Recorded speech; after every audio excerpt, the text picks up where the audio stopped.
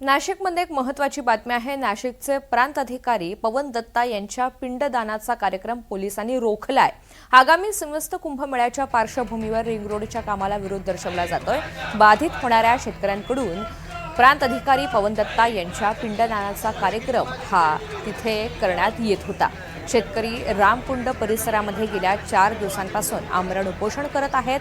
प्रांताधिकारी पवन दत्ता यांच्यावर रिंग रोडच्या मोजणी दरम्यान शेतकऱ्यांनी मारहाणीचा आरोप केलेला होता। दुसरीकडे संजय राऊत यांनी देखील जिल्हाधिकारी कार्यालयामध्ये ठिय्या मांडत पवन दत्ता यांची तक्रार केलेली होती। मात्र आता जो विरोध दर्शवला जातोय तो पोलिसांनी रोखलेला आहे।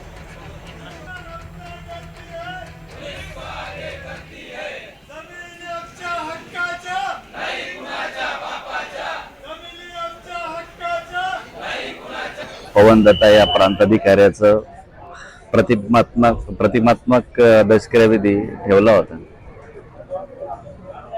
सर्व बाधित शेतकऱ्यांतर्फे त्याला सर्व पोलीस अधिकारी यांनी या आमच्या प्रतिमात्मक दशक्रियाविधीला मोडीत काढले। त्याच्यामुळे आता आम्ही पुढील आंदोलनाची दिशा ठेवणार आहे। कदाचित उद्या आम्ही जिल्हाधिकारी कार्यालय या संपूर्ण कार्यालयाला आम्ही आमच्या सर्व बाधित शेतकऱ्यांच्या वतीने घेराव घालण्याचा आम्ही निर्णय आज दुपारी आम्ही करीत आहोत।